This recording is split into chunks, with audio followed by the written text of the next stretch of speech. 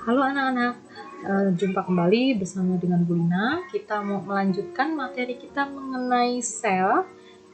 Pertemuan sebelumnya kita sudah mempelajari membran sel. Sekarang kita lanjut ke sitoplasma. Nah, pertama kita lihat di sini ada gambar hasil pengamatan dari sitoplasma. Jadi sitoplasma itu ialah cairan sel.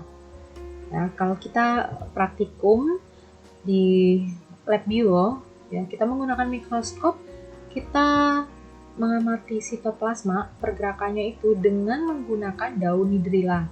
Jadi kita petik satu helai daun hidrilla di bagian pucuk, karena pucuk yang paling muda, lalu dibuat menjadi preparat, kita amati, maka akan kelihatan pergerakan sitoplasma seperti ini dengan cara kita mengamati dari pergerakan kloroplas. Nah, pergerakannya itu terjadi secara sirkular atau berputar. Sitoplasma ini merupakan cairan sel. Dalam sel itu kurang lebih 90%-nya adalah air. Nah, sitoplasma disebut dengan sitosol karena mirip dengan jeli atau koloid, berfungsi sebagai tempat berlangsungnya metabolisme sel, bersifat dapat bergerak ke segala arah atau dikatakan sebagai gerakan Brown. Nah, di dalamnya terdapat berbagai organel sel. Nah, jadi organel-organel sel itu letaknya di sitoplasma.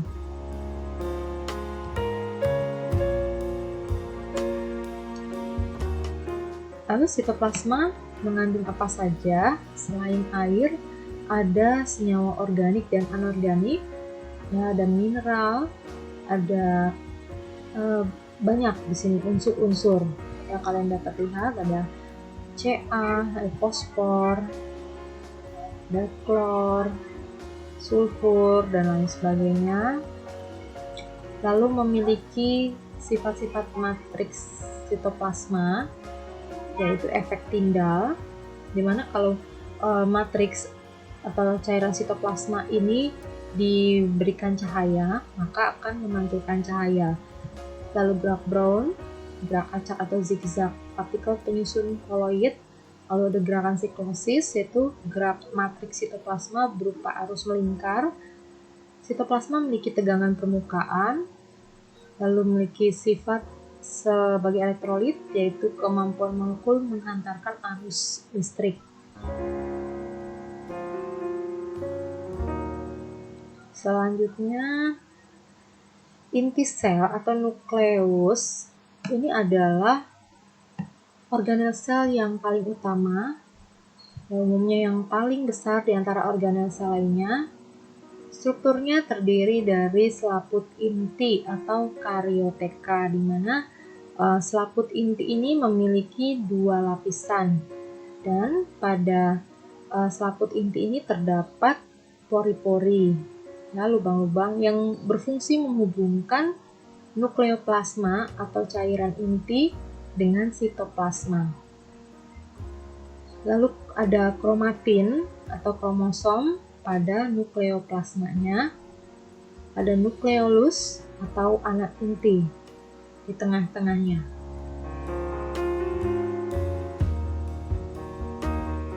Retikulum endoplasma. Nah, retikulum endoplasma ada dua macam. Ada RE halus yang tidak mengandung ribosom, RE kasar mengandung ribosom. Jadi perbedaan antara RE halus dengan RE kasar tergantung dari ada tidaknya ribosom. RE kasar berfungsi mensintesis protein dan menyalurkannya. Jadi ribosomnya sendiri kan fungsinya untuk mensintesis protein. Nah, kalau supaya membedakan antara fungsi ribosom dengan RE kasar, jika ditanya fungsi RE kasar, maka disebutkan bahwa RE kasar itu berfungsi mensintesis protein dan menyalurkannya. Karena RE sendiri itu merupakan saluran berkelok-kelok atau lumen-lumen, jadi penghubung antara membran sel dengan membran inti. Ya, jadi untuk menyalurkan. Lalu RE halus, ini tidak mengandung ribosom, berfungsi mensintesis molekul lemak, fosfolipid dan steroid, dan juga untuk detoksifikasi. Nah, secara umum fungsi RE adalah menyusun dan menyalurkan zat-zat dalam sel. Lalu kita lihat di sini animasi.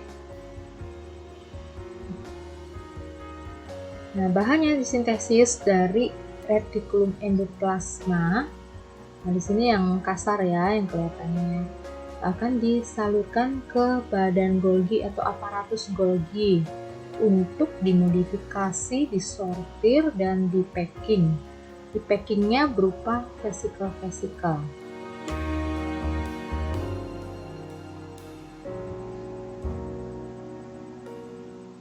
Ribosom ini organel sel yang paling kecil. Ribosom itu ada yang bebas, ada yang terikat. Dikatakan bebas jika ribosom itu terletak di sitoplasma. Nah, dikatakan terikat jika ribosom itu berada pada organel sel lain. Misalnya tadi ribosom yang terdapat pada retikulum endoplasma kasar, itu adalah ribosom terikat. Fungsi ribosom adalah mensintesis protein di dalam sel. Ribosom sendiri terdiri dari 2 subunit kecil dan subunit besar. Ini ukurannya.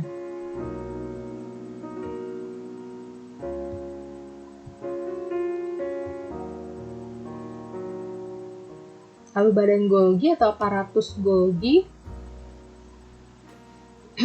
pertama kali ditemukan di dalam sel saraf oleh Camillo Golgi. Badan Golgi ini berupa kantung-kantung pipih yang disebut sisterna. Nah, fungsi aparatus Golgi adalah sebagai alat pengeluaran atau sekresi protein dan lendir sehingga disebut juga organel sekresi. Ini fungsi badan Golgi yang lebih banyak lagi, yang lebih lengkap. Memisahkan protein dan lipid yang diterima dari retikulum endoplasma berdasarkan tujuannya masing-masing, lalu mensintesis karbohidrat untuk membran sel dan mini sel, memodifikasi beberapa molekul, misalnya membentuk glikoprotein.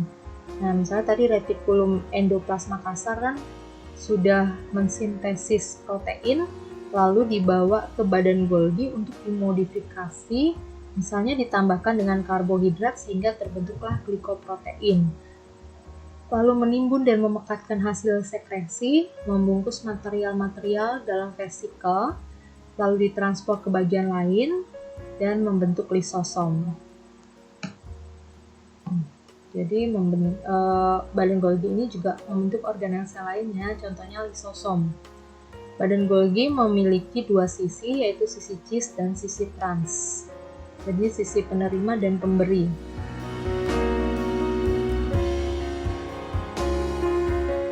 Kita lihat di sini. Nah, ini sisi cisnya yang berhadapan dengan retikulum endoplasma, lalu sisi transnya yang dimana badan Golgi akan melepaskan sesuatu, misalnya sebagai vesikel. Lisosom adalah organel sel untuk mencerna. Jadi mencernakan bakteri atau organel-organel sel yang telah rusak atau sudah tua. Nah, kalian tahu leukosit ya, sel darah putih. Leukosit itu bisa makan bakteri. Kenapa bisa makan bakteri? Karena sel leukosit itu memiliki banyak lisosom. Nah, di lisosom sendiri terdapat enzim yang sangat lengkap untuk mencerna segala material. Ciri-ciri lisosom, bentuknya oval dan bundar yang dibatasi oleh membran tunggal, mengandung sejumlah enzim pencernaan, umumnya ditemukan pada sel darah putih atau leukosit dan pada kepala sperma.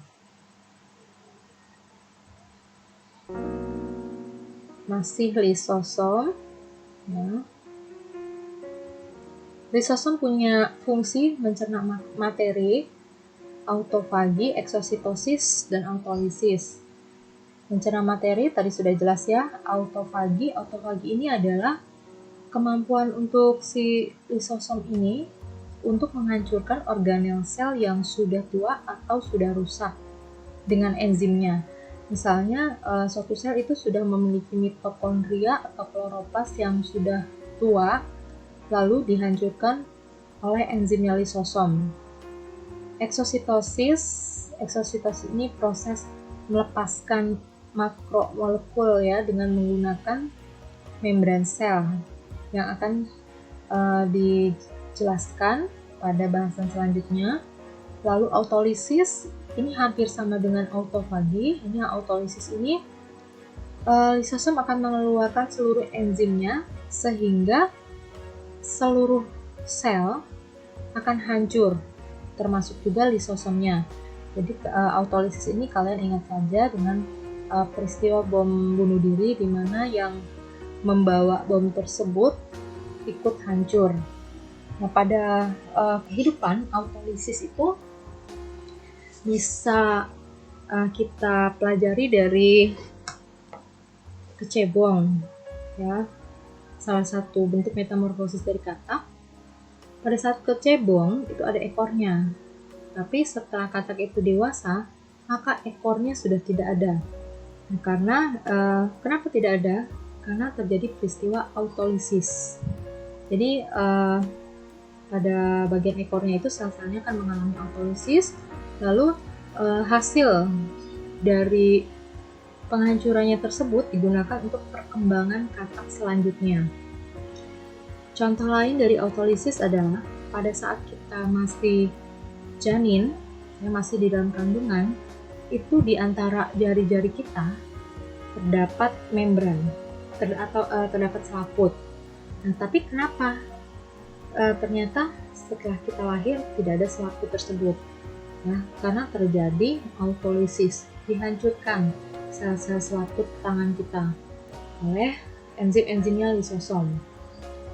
Dan satu lagi yang bisa menjadi pengetahuan kalian bahwa setiap minggu organ hati kita itu mengalami penghancuran, jadi mengalami pembaharuan hampir setengahnya dari organ hati kita. Ya, kita tahu fungsi dari hati itu untuk detoksifikasi, jadi cukup berat kerjanya, dan di sel hati itu terdapat banyak lisosom, sehingga sel-selnya itu aktif mengalami autolisis. Nah ya, jadi hampir setengahnya itu akan baru setiap minggunya. Ini macam-macam dari enzimnya lisosom: nuklease, protease, lipase, fosfatase, polisakarase, dan oligosakarase, di mana semuanya aktif pada suasana asam, pH asam.